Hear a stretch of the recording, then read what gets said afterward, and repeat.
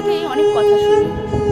কেউ কেউ বলে যে কোনো একটা ব্যক্তির নাম ধরে, ধরুন রাম শ্যাম যদু মধু যার হোক নাম ধরে, যে অমুকের কথার দাম নেই।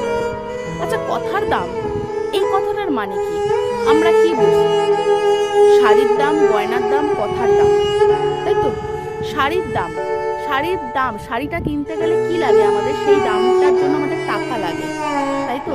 তাহলে কথার দাম রাখার জন্য আমাদের টাকাই লাগে, কিন্তু আলটিমেটলি কথার দাম নেই।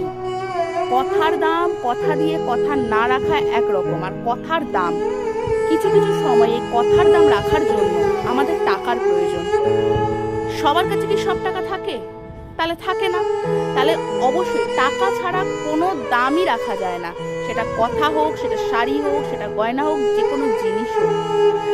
তাহলে আমাদের কাছে টাকাটাই বেশি মূল্যবান, কথা নয়। অনেকে বলে টাকা নাই, থাকতেই পারে, কিন্তু তোমার ভাই কথার দাম নেই। হ্যাঁ, কিন্তু ওরা এটা বোঝে না, কথার দাম রাখার জন্য আমাদের টাকারই প্রয়োজন হয়। আলটিমেটলি অমুক ব্যক্তিকে অমুক সময়ে টাকা দিতে হবে।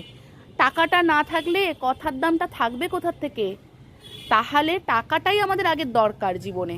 তাহলে প্রত্যেকটা মানুষের কাছে এটাই বলা হোক না, যে আমাদের কাছে টাকাটাই মূল্যবান, কথার দাম মূল্যবান। কথার দামও রাখার জন্য আমাদের টাকারই প্রয়োজন। জীবনে প্রত্যেকটা সময়ে, প্রত্যেকটা মুহূর্তে টাকার প্রয়োজন।